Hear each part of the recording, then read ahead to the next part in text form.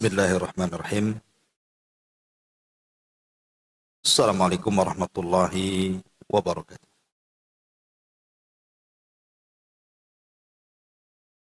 Alhamdulillah. Wassalatu wassalamu ala rasulillah. Wa ala alihi wa sahbihi wa mawalah wa la hawla wa la quwata illa billahi wa ba'd. Alhamdulillah, segala puja dan puji hanya milik Allah subhanahu wa ta'ala. Salawat dan juga salam kita hadiahkan kepada Rasul kita, Nabi besar Muhammad sallallahu alaihi wa ala alihi wasallam. Melanjutkan kajian kita masih membahas kitab 175 jalan menuju surga Allah subhanahu wa ta'ala. Dan kita masuk pada poin kelima. Di antara jalan menuju surga adalah menyambungkan tali silaturahim. Di sini muallif pengarang membawakan beberapa dalil dari Quran dan juga sunnah Nabi sallallahu alaihi wasallam tentang pentingnya silaturahim. Kita baca dulu baru kita jelaskan. Nabi sallallahu alaihi wasallam bersabda, "Innallaha khalaqal khalqa hatta idza faragha minhum qamatir rahim." Faqalat hadha maqamul a'idhi minal qati'ati. Qala na'am. Amma tardawna an asila man wasalaki wa aqta'a man qata'aki. Qalat bala. Qala fadhalika laki. Thumma qala Rasulullah sallallahu alaihi wasallam iqra'u in syi'tum fahal asaitum in tawallaitum an tufsidu fil ardi wa tuqattau arhamakum ulaika alladhina la'anahumullahu wa asammahum wa a'ma absarahum. Sesungguhnya Allah subhanahu wa ta'ala menciptakan para makhluk sampai ketika Allah telah selesai dari penciptaan mereka. Ar-Rahim berdiri seraya berkata, ini adalah kedudukan orang-orang yang berlindung kepadamu dari perbuatan memutus silaturahim. Maka Allah menjawab, iya tentu. Apakah kamu suka jika aku menyambung orang yang menyambung? Apakah kamu suka jika aku menyambung orang-orang yang menyambungmu dan memutus orang-orang yang memutusmu? Maka Ar-Rahim mengatakan, tentu saja ya Rabb. Maka Allah berkata, itulah yang akan kamu dapatkan. Kemudian Rasul bersabda, jika kalian mau, bacalah firman Allah Azza wa Jal. Maka apakah kiranya jika kamu berkuasa, kamu akan membuat kerusakan di muka bumi dan memutuskan hubungan kekeluargaan? Mereka itulah orang-orang yang dilaknat Allah, ditulikannya dan dibutakan penglihatannya. Baik. Ma'asyiral muslimat yang dimuliakan Allah subhanahu wa ta'ala. Hadis ini adalah hadis tentang keutamaan silaturahim dan ancaman orang-orang yang memutus silaturahim. Adapun keutamaannya, Nabi SAW menjelaskan ketika Rahim itu berdiri di hadapan Allah. kemudian dia minta kedudukan kepada Allah Subhanahu wa taala, maka Allah Subhanahu wa taala mengatakan, amatardawna an asila man wasalaki wa atta'a man qata'aki. Ridhokah engkau wahai Rahim jika aku menyambung siapapun yang menyambung kepadamu, dan aku memutus hubungan siapapun yang memutuskan hubungan denganmu. Lihat Bu di sini keutamaan orang silaturahim. Maka dijanjikan oleh Allah Subhanahu wa taala, Allah akan menyambungkan dengan kita dan kita akan tersambung dengan Allah Subhanahu wa taala. Saya buat analogi. Ibu ini sudah beli handphone. Cantik pula handphone. Kemudian beli data. Penuh pula isinya. Maksud ibu punya handphone itu kan untuk berkomunikasi. Tiba-tiba ketika suami ibu pergi dari rumah, entah bekerja, entah jalan kemana. Ini dari pagi suami sudah pergi nih. Kemudian ibu teleponlah siang-siang, tak diangkat. Kemudian sore tak diangkat. Sampai malam tak pulang, ditelepon tak diangkat juga. Sampai pagi ditelepon tak diangkat juga. Kira-kira Bu, ibu sakit hati enggak? Pastilah ada curiga nih, kemana suami enggak? Kok enggak biasa gitu. Ya. Atau mungkin nelpon saudara gitu juga lah. Enggak diangkat-angkat terus sudah telepon, tapi masuk. Mungkin kita bisa sakit hati Bu. Ini sesama makhluk ya. Kalau kita berhubungan dengan sama makhluk tidak ada respon itu, apalagi makhluk itu orang yang dekat dengan kita, rasanya sakit kita ini. Ada apa kan itu? Kalau sesama makhluk saja nggak diangkat handphone, kita telepon nggak dibalas WA, terkadang sakit hati itu. Dan sekarang Bu, banyak orang yang kemudian berhubungan dengan Allah Subhanahu wa taala, Allah tidak meresponnya. Karena dia memutus silaturahim. Tapi tenang-tenang saja dia. Ya tidak khawatir, tidak apa gitu ya. Padahal kalau seandainya ibu kehilangan suami, bisa cari suami lain kan. Ibu kehilangan saudara, kehilangan apa, mungkin bisalah ada penggantinya. Tetapi kalau kehilangan Allah ini macam mana menggantikannya? Kalau Allah sampai hilang dari diri kita, siapa pengganti Allah yang menciptakan kita, yang mengatur kita, yang berikan nikmat kepada kita? Allah itu tidak bisa digantikan. Makanya kenapa Nabi SAW itu sangat khawatir kalau seandainya sekejap mata, bukan sejam 2 jam, sekejap mata, dia ditinggalkan oleh Allah Subhanahu wa taala. Makanya dia sering berdoa dan mengatakan, ya Allah, jangan sampai kau terlepas dari pandanganku walaupun sekejap mata. Tarfata ainin. Fala takilni ila nafsi tarfata ainin. Ya Allah, jangan kau bebankan urusanku tanpa ada kehadiranmu walaupun sekejap mata. Itu doa Nabi itu. Karena Nabi SAW tahu kalau seandainya dia mendapatkan musibah, mendapatkan masalah, kemudian Allah tidak ikut campur tangan menyelesaikan masalah itu, Rasul paham tidak mungkin masalah itu bisa diuraikan. Karena masalah itu datang dari Allah dan Allah yang akan menguraikannya. Maka orang-orang yang memutuskan silaturahim itu sama dengan memutuskan hubungan dia dengan Allah Subhanahu wa taala. Dan orang yang menyambungnya maka sama dengan menyambungkan dia dengan Allah Subhanahu wa taala. Perhatikan di sini kata Nabi SAW, Iqra'u in syi'tum. Coba baca ayat yang disebutkan di sini, Fahal asaitum. Surah Muhammad ayat 22 sampai 23 ini.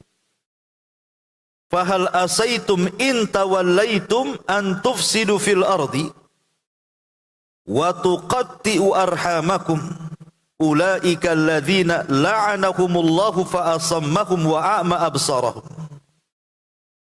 Maka apakah kiranya jika kamu berkuasa, kamu akan membuat kerusakan di muka bumi dan memutuskan hubungan kekeluargaan. Subhanallah, Allah gandengkan, Allah sebut satu nafas. Dosa orang yang memutus silaturahim dengan orang yang merusak di bumi. Seperti apa orang merusak di bumi itu? Para perompak, ya, para perampok, para perompak, para teroris, ya kan? Itu orang-orang yang merusak. Lah orang yang memutuskan silaturahim disebut satu nafas coba dengan orang yang melakukan kerusakan seperti itu. Seolah-olah ingin katakan, ibu kalau memutus silaturahim itu sama dengan ibu merampok, sama dengan ibu menjadi teroris, sama dengan ibu menjadi perompak yang gak segan-segan membunuh orang tuh. Kita saja bu, kalau lihat ada perampok masuk ke rumah orang sampai membunuh, sampai bukan hanya mengambil uang, mengambil harta, sampai dibunuh orangnya. Mungkin kita katakan sadis sekali orang itu. Tapi di hadapan kita, bahkan kita sendiri memutus silaturahim, ya tenang-tenang saja. Kenapa diperlakukan tidak sama? Padahal di sini Allah sebut satu nafas itu antara orang yang merusak bumi dengan orang yang memutus silaturahim. Karena azabnya sama. Lihat azabnya. Ulaikal ladzina la'anahumullah. Yang pertama, mereka orang-orang yang dilaknat Allah. Satu, mereka dilaknat. Kemudian yang kedua, fa'asammahum. Bukan hanya dilaknat, tetapi ditulikan telinganya. Susah mendapatkan hidayah. Cukup dah sampai di sini? Tidak. Wa a'ma absarahum. Bukan ditulikan saja telinganya, dibutakan pula matanya. Tidak mampu melihat mana yang hak, mana yang batil. Ini kan ngeri ini. Dilaknat, kemudian ditulikan dan dibutakan. Kalimat laknat itu bukan kalimat biasa. Laknat itu artinya manusia ini dijauhkan daripada rahmat dan didekatkan dengan azab. Itulah arti laknat. Jadi orang yang dilaknat itu artinya Allah Subhanahu wa taala menjauhkan orang ini dari kasih sayangnya dan mendekatkan orang ini dari azabnya. Jadi Allah Subhanahu wa taala mengancam, kalau engkau memutus silaturahim, maka kasih sayangku tidak akan sampai kepadamu dan engkau akan dekat dengan azabku. Kalau boleh saya contohkan begini, seandainya ibu ini berada dalam rumah, kemudian tiba-tiba muncul WA ke ibu. WA-nya ngancam-ngancam, awas saja. Oh kalau keluar ku bunuh kamu. Terus ditengok statusnya, ditengok di situ ada gambarnya, seram pula orangnya lagi bawa pisau. Kemudian habis WA, nelpon pula dia. Tolong bu keluar. Pas ibu tengok di jendela, nampak pula orangnya betul-betul bawa pisau yang ngancam itu. Pertanyaannya, ibu berani keluar? Gak akan berani ibu. Kenapa? Jelas tuh, ini orangnya di depan nih. Jangan-jangan dia kalau saya keluar ditusuk pula, mati pula saya. Yang seperti ini saja bu, kita takut mau keluar. Padahal yang ngancam orang tuh, yang ngancam kan orang. Lah hari-hari kita diancam oleh Allah Subhanahu wa taala dengan azab neraka. Kok nggak takut gitu maksudnya ya?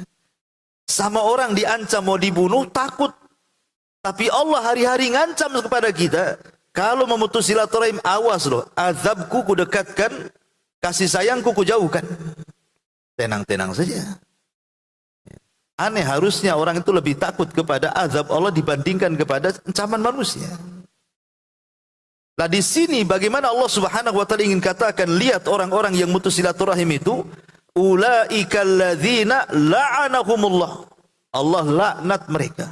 Maknanya Allah jauhkan mereka dari rahmat dan didekatkan dengan azab. Wa asammahum wa a'ma absarahum. Selain daripada itu dibuat tuli dan dibuat buta lagi. Ini kan ngeri ancamannya. Bahkan lebih tegas lagi ancamannya. Kata Nabi SAW di sini, la yadkhulul jannata qati'ur rahim. Tidak akan masuk surga orang-orang yang memutus silaturahim. Maksudnya tidak akan masuk surga itu bersama orang-orang yang awal masuk surga. Berarti dia masuk surganya belakangan, masuk surga tapi belakangan. Bukan berarti sama sekali nggak akan masuk surga. Tidak. Maksudnya tidak akan masuk surga itu bersama orang-orang yang awal-awal masuk surga. Jadi dia digantung dulu hidupnya. Baru setelah kemudian dia lama di neraka, baru kemudian dimasukkan ke dalam surga. Kan ancamannya ngeri. La yadkhulul jannah. La yadkhulul jannah, tidak akan masuk surga qati'ur rahim, orang-orang yang memutus silaturahim. Masyarul muslimat yang dimuliakan Allah Azza wa Jalla. Kemudian di sini Rasul mengatakan juga, man ahabba an yubsata lahu fi rizqihi wa yunsa'alahu fi atharihi falyasir rahimahu.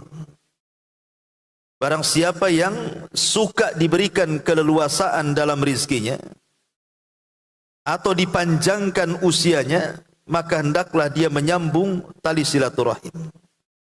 Artinya kalau ibu suka menyambung silaturahim, maka rizkinya akan dibuka dan usia ibu akan ditambah. Mafhum mukhalafahnya, pemahaman kebalikannya, berarti kalau ibu tidak bersilaturahim, disempitkan rizkinya, dipendekkan pula umurnya. Ini kan ancamannya itu, rizkinya akan diseret, kemudian umurnya akan dipendekkan. Masyarul muslimat yang dimuliakan Allah Azza wa Jalla, di masyarakat ini kadang-kadang sangat disayangkan, ini nasihat juga untuk ibu-ibu ya. Banyak orang itu yang mengajarkan kepada keluarga itu untuk memutus silaturahim. Contohnya umpamanya terjadi kepada orang-orang yang sudah pisah bercerai. Mungkin istrinya nggak suka dengan suaminya, akhirnya cerai. Punya anak, entah 2 entah 3 gitu. Kadang-kadang saking tidak sukanya ibu pada suami itu anak ibu dihalang-halangi kan bu. Jangan hubungan dengan bapakmu.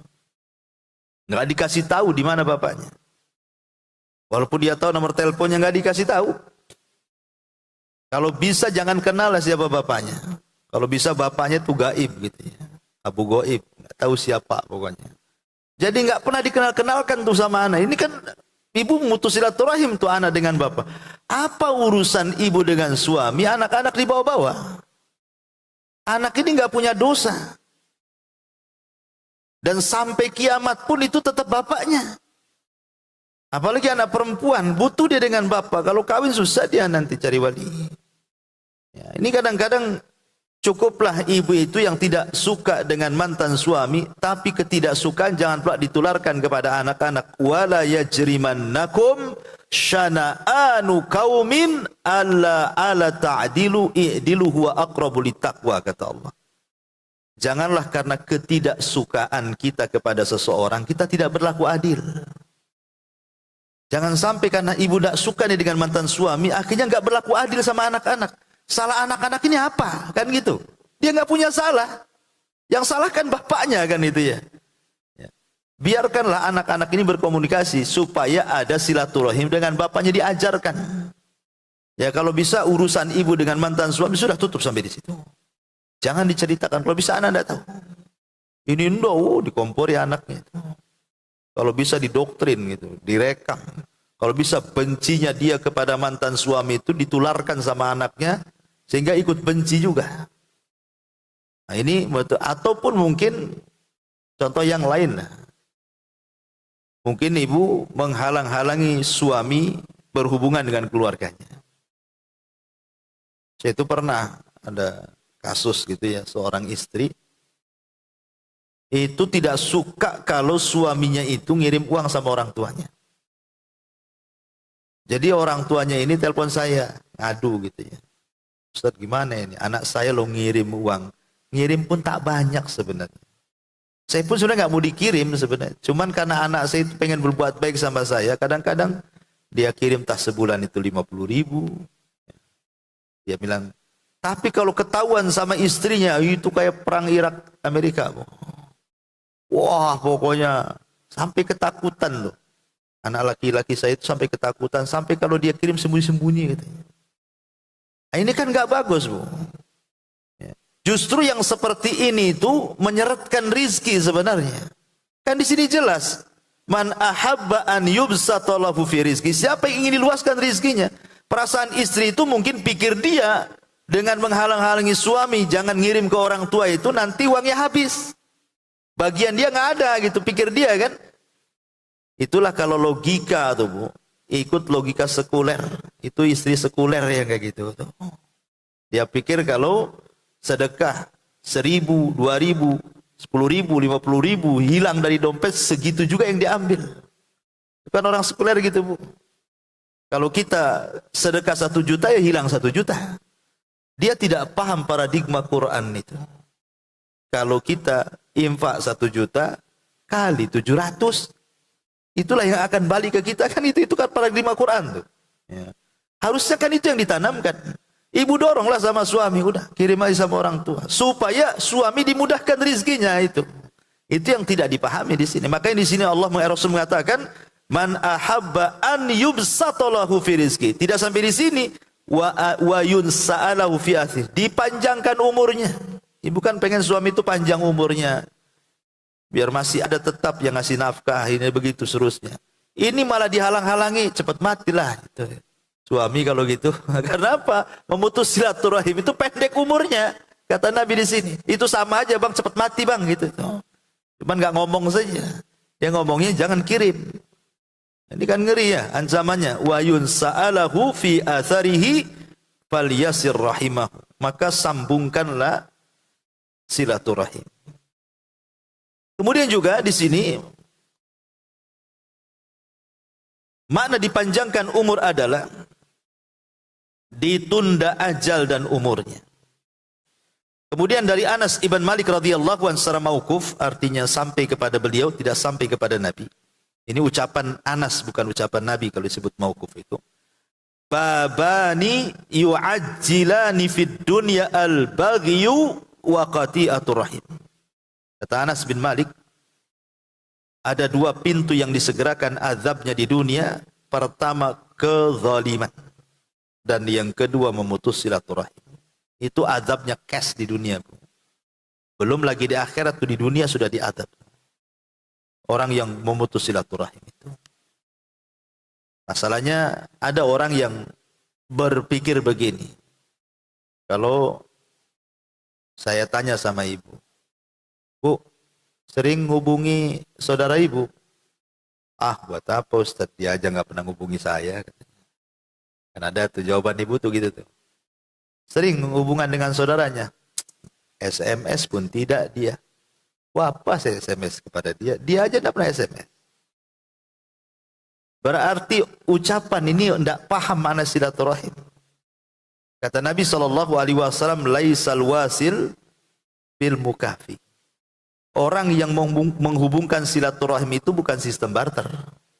Bukan kalau kau telepon, kau telepon. Kau WA, kau WA. Kau SMS, kau SMS. Kau datang bawa rantang, kau datang bawa ember. Bukan begitu. Ya.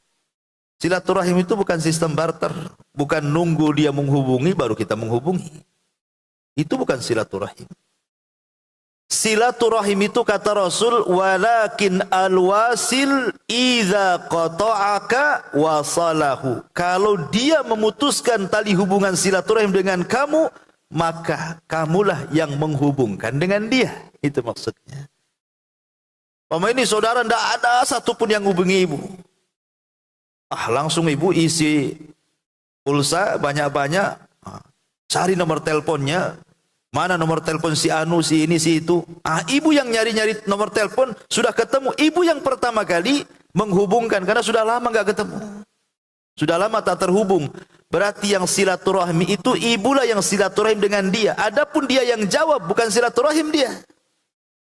Karena silaturahim itu yang menghubungkan, bukan yang memutuskan. Ya. Jadi disebut silaturahim itu, kalau ibu yang memulai duluan. Ah, dialah yang disebut silaturahim. Bukan orang yang menjawab. Itulah makna silaturahim itu. Menghubungkan, bukan memutuskan. Ma'asyiral muslimat yang dimuliakan Allah Azza wa Jalla. Karena gitu Bu, kadang-kadang ibu ada masalah nih dengan keluarga. Sekarang kan sudah dunianya dunia handphone kan. Kadang di antara kita ini karena tidak suka dengan keluarga, akhirnya apa? Pertama tidak ada respon. Malas jawab. Yang terakhir mulai bosan. Yang terakhir sewot, diblokir lah nomornya Bu. Makanya di sini kan ayatnya apa kata Allah? Fahal asaitum in tawallaitum. Apakah kalau engkau sudah sukses, sudah berkuasa, sudah banyak duit, ya. Waktu ibu masih di kampung sama saudara itu makanan pun sama-sama dimakan. Ya, bahasanya orang Jawa itu ya susah, senang, sing penting ngumpul katanya. Istilahnya kalau orang itu ya. Tapi sekali hijrah ke Batam kaya pula di sini. Saudara masih miskin di kampung tuh. Kadang-kadang mungkin pinjam uang. Oh, saking senengnya karena ibu sudah sukses, masih lagi dikasih ya. Besoknya pinjam lagi. Lama-lama ibu urat naik, dikasih pinjam, bayar tidak, pinjam terus gitu ya. Lama-lama saking sewotnya Bu, diblokir namanya. Nah ini kan ada tuh yang kayak gitu. Saya kira nggak ada di sini, mungkin di pojok sana gitu ya. Tapi ya ada orang yang kayak gitu tuh. Memang malas. Sebenarnya nggak ngapain diblokir? Nggak usah diblokir lah. Kalau memang nggak bisa bantu, ngomong langsung kan, apa susahnya Bu ya? Maafan lah, ini sudah ke 100-nya kamu pinjam ini tak bayar-bayar, mungkin tak bisa. Kan ngomong itu apa susahnya? Kenapa mesti diblokir? Kadang-kadang kan ini memblokir ini kan kadang-kadang memutus silaturahim jadinya. Biarkan aja. Nggak usah di ini. Mungkin takutnya ada habar-habar yang mungkin bukan berkaitan dengan itu, entah kematian, entah apa, kita tidak tahu kan itu ya. Jadi karena terputus handphonenya, tidak tahu cara menghubunginya. Nah ini ada yang kemudian jenis memutus silaturahim itu seperti itu. Awalnya baik, akhirnya menjadi tidak baik. Tapi kalau urusan belanja Bu, diisinya pulsa banyak-banyak kan sama ibu kan. Apalagi urusan Shopee. Itu isinya panjang-panjang tuh karena mau belanja ya. Kalau saudara itu enggak malas pulsa tuh. Kok bisa sama Shopee silaturahim, sama keluarga tidak gitu. Nah, ini kan masalah. Kan karena gini Bu. Kalau saya boleh analogikan begini Bu. Kalau di antara ibu itu ada yang sudah ya kayak ginilah pakaiannya syar'i. Bagus kan, mantap gitu ya.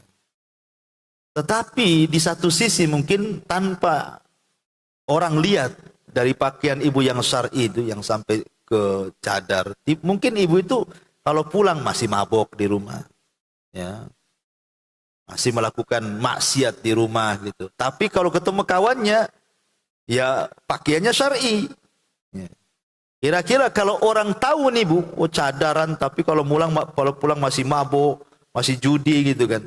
Kira-kira nih pandangan orang kalau ketahuan, mungkin ibu dikatakan, oh itu bejat orang itu. Itu pakaiannya aja pakai cadar itu. Tingkah lakunya kurang lebih dengan jahiliyah. Kalau orang tahu kan seperti itu.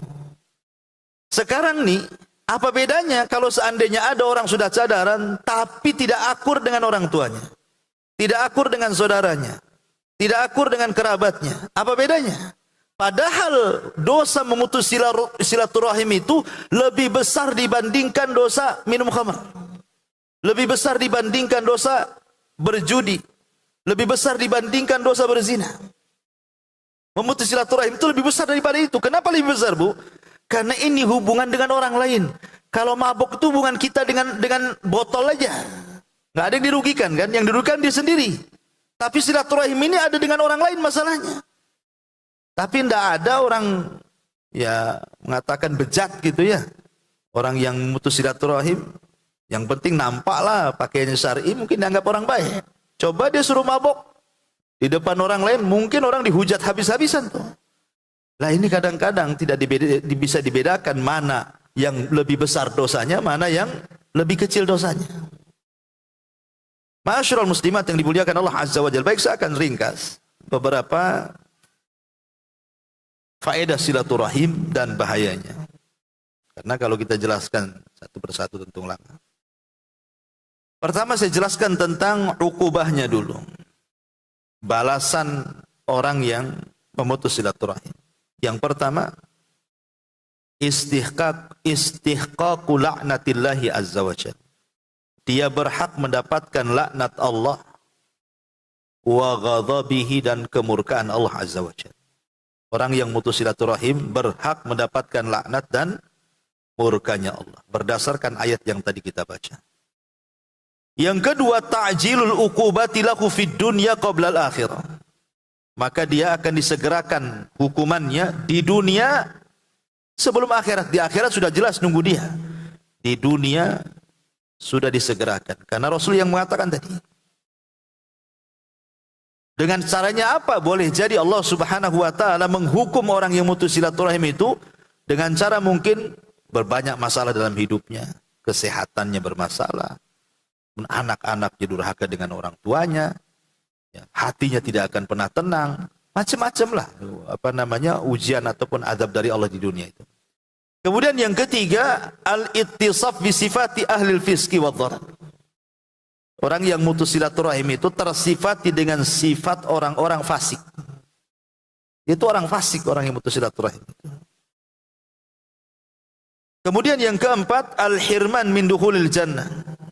Haram hukumnya masuk surga.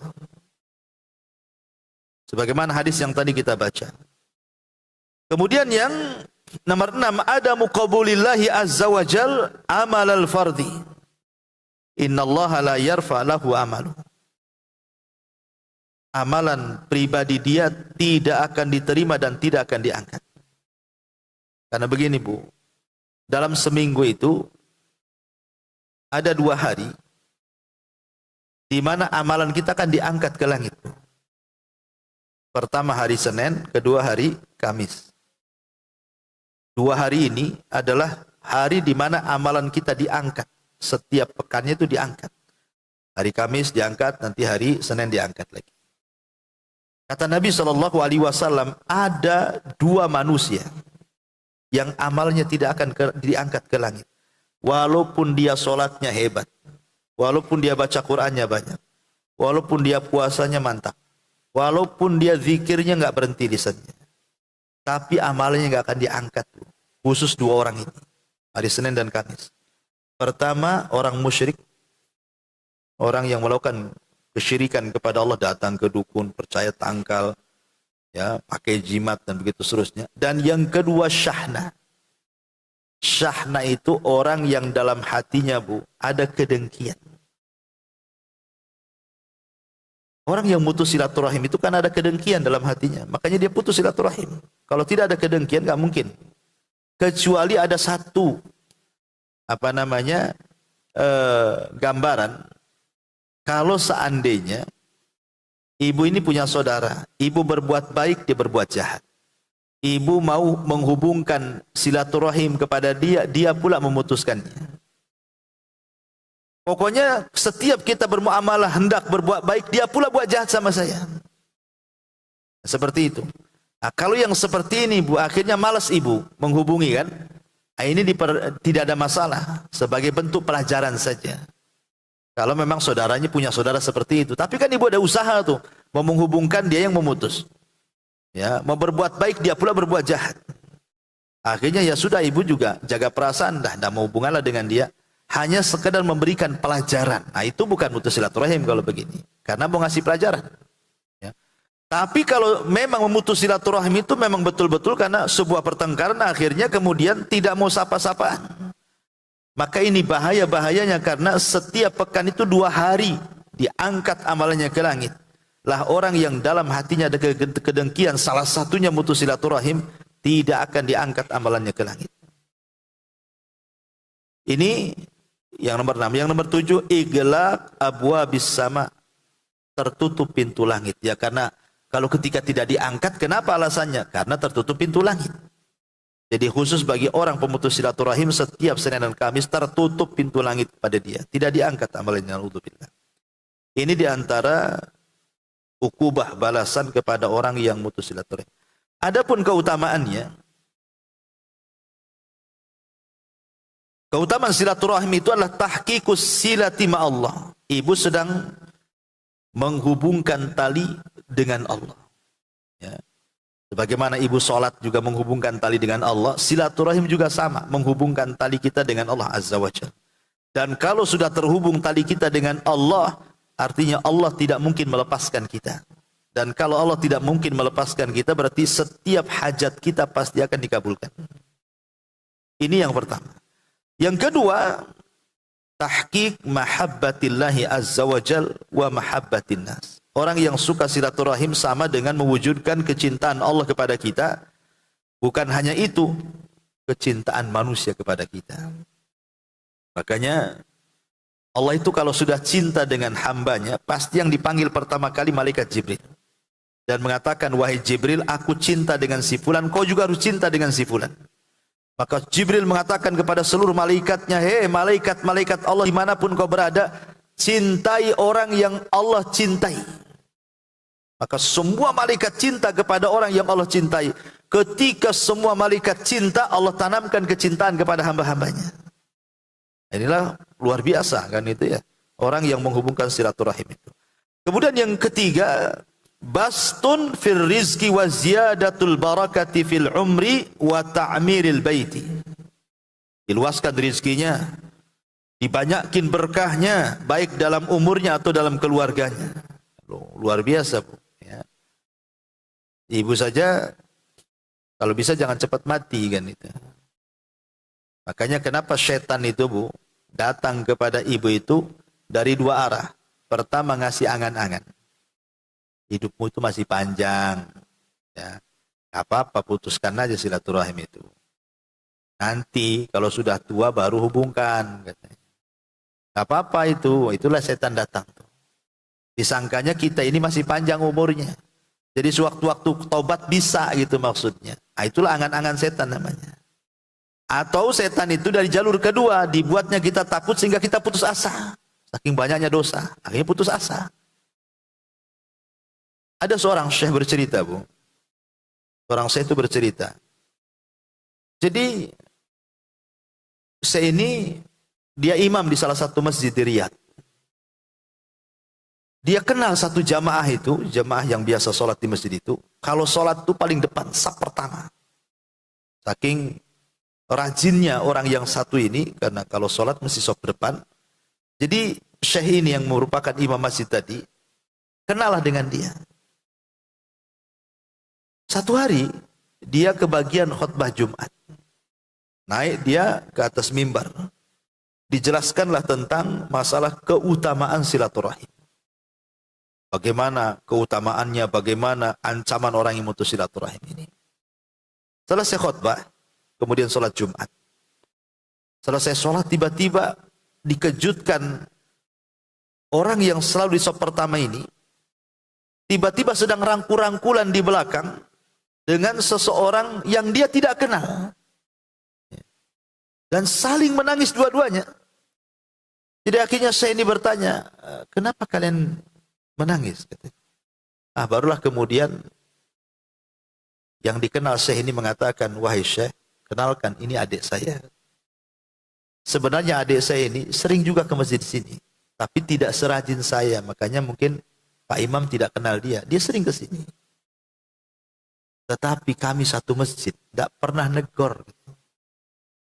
Baru setelah kami sama-sama mendengar Anda berceramah, wahai Syekh, tentang keutamaan silaturahim, bahaya memutus silaturahim, maka hati saya ini tergerak. Kok saya bisa memutus silaturahim? Padahal saudara kita ada di sini. Maksudnya sama-sama satu masjid. Nah, cuman karena tidak mau sapa-sapa, yang satu sholat di sana, yang satu sholat di sana. Gitu. Tapi setelah sadar, kami pun kemudian saling rangkul, akhirnya menangis. Makanya terkadang saya rasakan, Bu, gara-gara urusan harta. Karena ditanya oleh Syekh itu, kenapa kok bisa satu masjid nggak akrab? Rupanya kata orang begini, ini semua gara-gara waris. Kami ini rebutan waris, katanya. Satu masjid, tapi kemudian tidak akrab. Memang betul, Bu, gara-gara urusan waris ini, bahasanya mungkin kalau saya boleh lebih keras itu, harta tidak kenal saudara, gitu ya. Kalau sudah urusan harta, ya bukan waris saja lah, semua. Kalau sudah soal harta itu, pasti nggak kenal siapa-siapa. Masalah harta itu. Mau saudara, mau apalagi orang lain gitu ya. Nggak kenal. Wajar kalau Abdullah ibn Umar radhiyallahu anhuma, beliau mengatakan dulu di masa Nabi SAW, kata Abdullah ibn Umar itu, kami lebih mementingkan orang tua kami dan saudara-saudara kami dibandingkan dinar dan dirham. Tapi sekarang, kata Ibnu Umar, kehidupan sudah berbalik. Kami lebih mendahulukan dinar dan dirham dibandingkan orang tua dan saudara. Harusnya ucapan Ibnu Umar ini di masa sahabat ya. Ibnu Umar kan sahabat gitu. Harusnya ucapan ini layak hari ini tuh. Bukan diucapkan di zaman Ibnu Umar harusnya.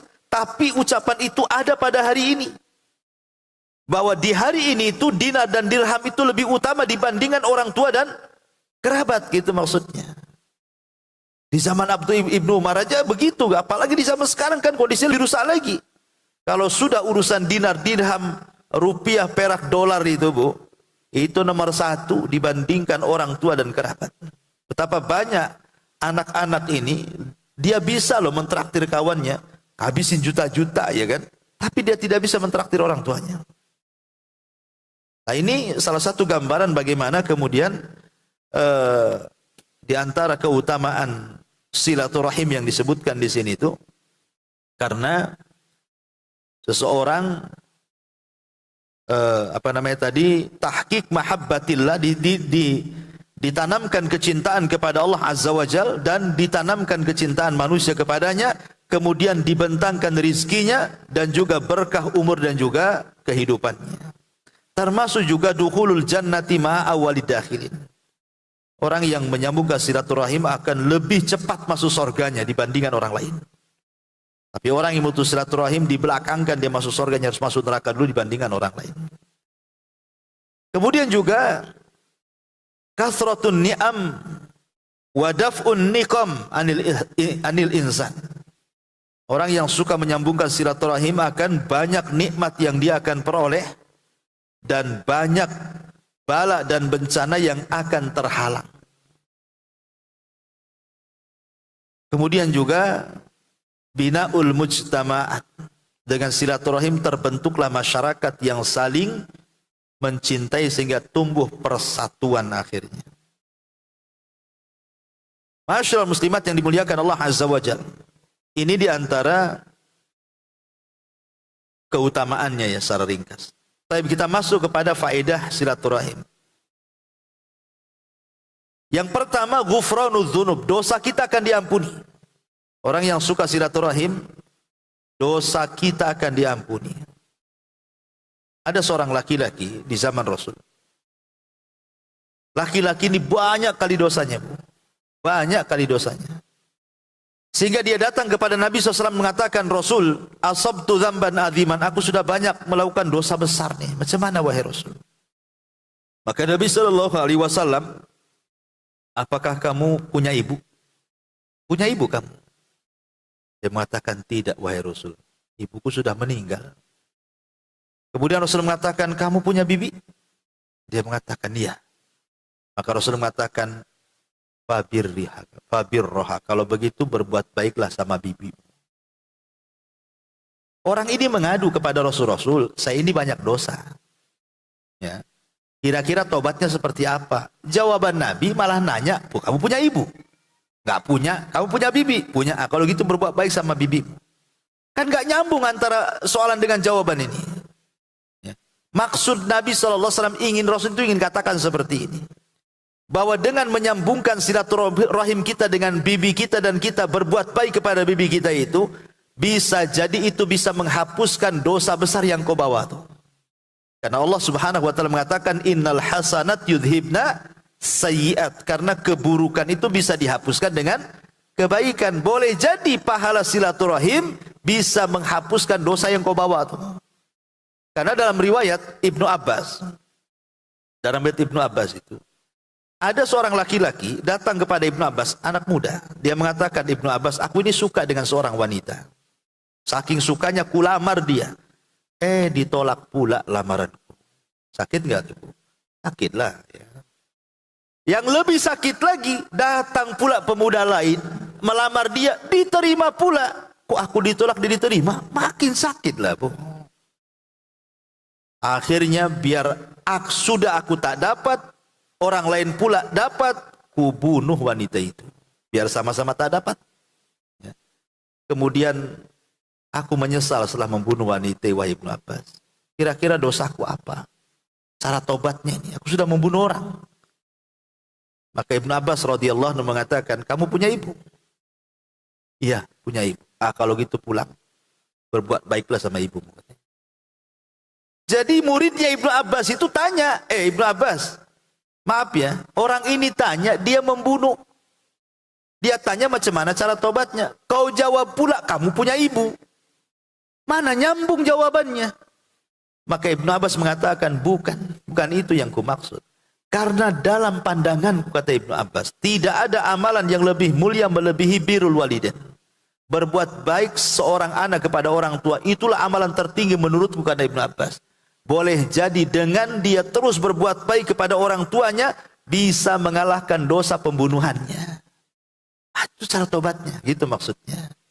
Makanya di sini, di antara faedah silaturahim adalah ghufran adz-dzunub. Bisa membatalkan atau menggugurkan dosa. Ya, karena kita berbuat baik dengan orang tua kan silaturahim. Berbuat baik dengan bibi kerabat silaturahim. Ya, makanya faedah yang pertama ghufran dzunub. Yang kedua tahsilul barakati. Tahsil al barakati. Ibu akan banyak mendapatkan berkah. Akan banyak mendapatkan berkah. Berkah itu artinya ziyadatul khair. Kebaikan yang melimpah dan tidak akan pernah hilang. Minimalnya ibu kalau usaha, kalau ibu usaha tuh, mungkin suami ya kerja atau mungkin kerja di mana gitu ya. Minimalnya walaupun mungkin gaji tidak naik, ataupun mungkin dagangan pun ya untungnya segitu-gitu, tapi kalau berkah bu, gitu ya, maka yang sedikit itu justru jadi banyak. Karena betapa banyak yang kaya nggak berkah, jadi seolah kaya miskin dia. Disiksa dengan kekayaannya. Disiksa dengan kekayaannya kan. Karena apa? Dia kaya, tapi tidak bisa menggunakan kekayaannya. Contoh nih, dengan duit dia bisa membeli lauk pauk mungkin 100 macam. Tapi nggak ada satu pun yang dimakan bu. Makan ini kolesterol naik. Darah tinggi. Asam urat. Jadi apa kekayaannya kalau begitu? Kalau ujung-ujungnya kentang rebus, masih mending orang ruli lah, semua dimakan dia. Kadang ada orang yang disiksa pula dengan kekayaan dia itu. Jadi punya uang banyak tapi disiksa. Rumahnya bagus, kamarnya empuk, tapi kalau tidur harus minum pil dulu. Lah ini gimana ceritanya? Orang ruli aja nggak main pil-pil bu, nggak ada bantal aja bisa ngorok dia. Dari pagi ke pagi dia bangun. Ada orang-orang yang kemudian disiksa dengan kekayaan tuh. Bisa jadi karena nggak berkah tuh. Itu maksud saya itu. Ya, makanya kalau seandainya orang itu suka silaturahim, salah satu fawaidnya adalah tahsilul barakati. Bisa saja dibukakan berkahnya pada hidupnya. Kemudian yang ketiga di antara faedahnya adalah al-wiqayatu min mayyitatis su'i. Ini yang paling besar. Terhindar dari meninggal su'ul khatimah. Karena Nabi SAW mengatakan, man sarrahu an yumadda lahu fi umrihi, wa yuwassa' lahu fi rizkihi, wa yudfa' anhu mitatus su'i, falyattaqillaha wal yasil rahimahu. Kata Nabi SAW, barang siapa yang ingin dipanjangkan umurnya, diluaskan rizkinya, dan terhalang dari kematian buruk, pertama bertakwa kepada Allah, dan yang kedua menyambung silaturahim.